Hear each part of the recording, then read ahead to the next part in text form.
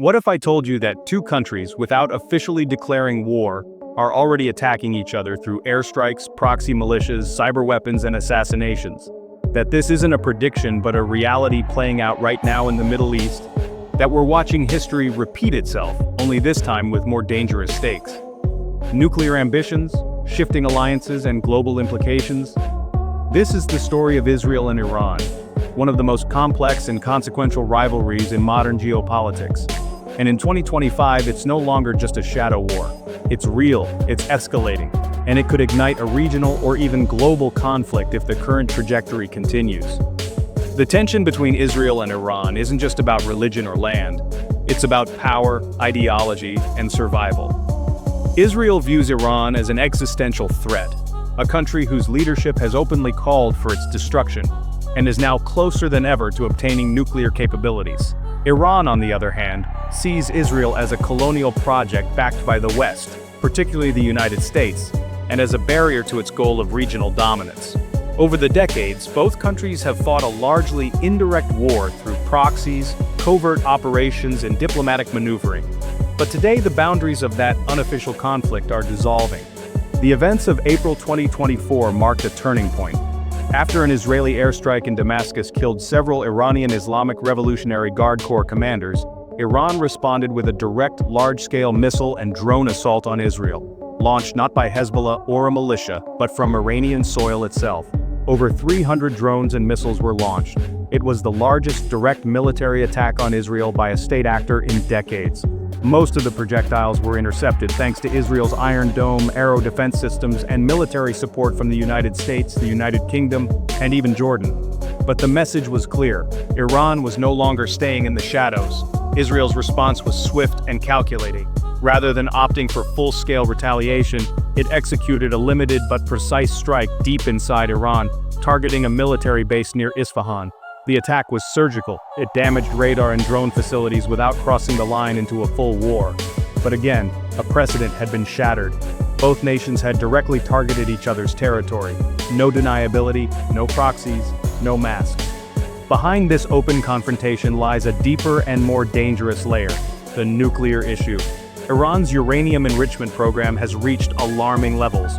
According to the latest IAEA reports from May 2025, Iran has stockpiled over 140 kilograms of uranium enriched up to 60%, and it possesses enough near-weapons-grade material to build multiple nuclear warheads if it chooses to go all the way.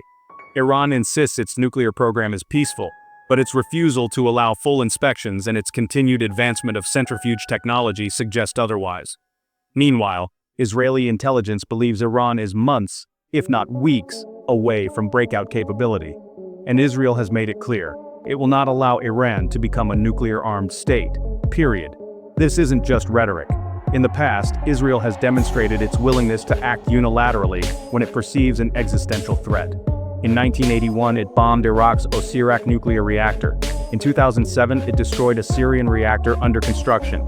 And now, there's widespread speculation that Israeli military planners are preparing contingency plans for a similar strike on Iranian nuclear facilities.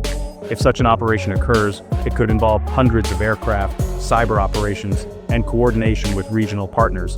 But it would also almost certainly provoke a regional war.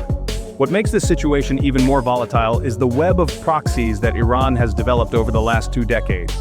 Hezbollah, based in Lebanon, possesses an estimated 150,000 rockets and missiles, many of them precision-guided. Hamas and Palestinian Islamic Jihad in Gaza receive funding, weapons, and training from Tehran.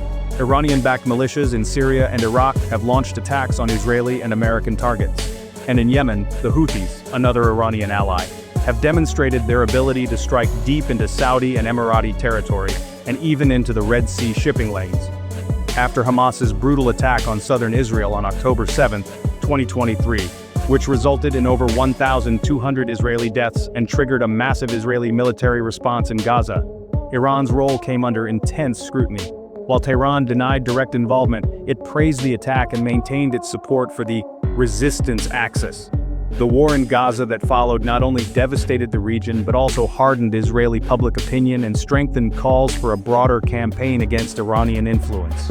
At the same time, the northern front with Hezbollah began heating up, with near-daily exchanges of fire across the Israel-Lebanon border. Thousands of Israeli civilians were evacuated from border towns. Hezbollah, in turn, warned that any Israeli attack on Iran would be met with unprecedented retaliation. Parallel to the military developments, the cyber dimension of this conflict has become increasingly dangerous. Both countries are among the most capable cyber powers in the world. The 2010 Stuxnet virus, which was reportedly developed by Israel and the US, destroyed a fifth of Iran's nuclear centrifuges. In response, Iranian hackers have targeted Israeli water systems, hospitals, banks, and public infrastructure. Israel's cyber units have countered by disrupting Iranian gas stations, railway systems, and even state media. In 2025, Iranian hackers claimed responsibility for a cyber attack that temporarily shut down parts of Tel Aviv's municipal systems. The cyber war is silent, but its consequences are very real. The global response to these escalations has been mixed. The United States remains Israel's strongest ally, but the Biden administration, and now the newly elected leadership in 2025, have urged restraint. Washington is caught between supporting Israel's right to self-defense and avoiding a wider regional war that could pull in American forces. Russia, meanwhile, has strengthened its military and economic ties with Iran, especially in Syria, where both countries support the Assad regime. Iran has supplied Russia with drones used in Ukraine, deepening their strategic partnership. China, playing the role of mediator, helped broker a 2023 détente between Iran and Saudi Arabia, but its influence in reducing Israel-Iran tensions remains limited. Saudi Arabia and the Gulf states, although historically aligned with the US, are watching closely. While they view Iran as a threat, they are also wary of an all-out war that could destabilize the region and disrupt oil exports. Some Gulf leaders, particularly in the UAE, have quietly increased intelligence cooperation with Israel. The Abraham Accords signed in 2020 are holding strong, but the conflict has added strain to normalization efforts with Saudi Arabia, which remain stalled as of mid-2025. Public opinion in the region is sharply divided. Many in the Arab world sympathize with Palestinians and oppose Israeli actions in Gaza and the West Bank. At the same time, there is growing concern among ordinary citizens in Lebanon, Syria, and Iraq about the price of Iran's proxy wars.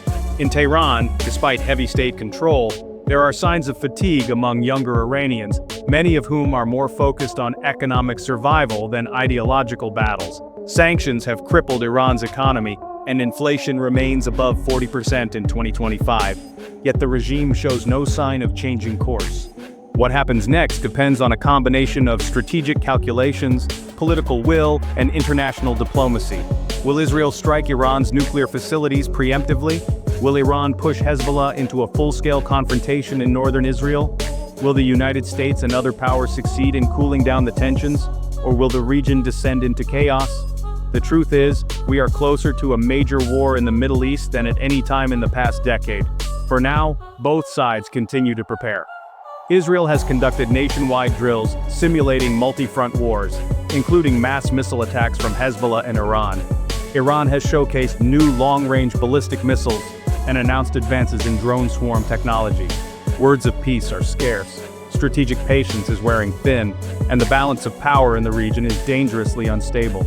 Understanding the Israel-Iran conflict isn't just about knowing who attacked whom or when, it's about recognizing the larger game being played, one that involves ideology, deterrence, religion, nationalism, and survival.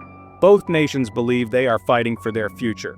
But unless diplomacy returns to the table and cooler heads prevail, that future could be written in fire.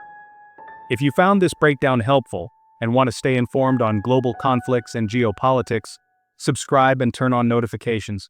Because in today's world, understanding what's happening isn't a luxury, it's a necessity.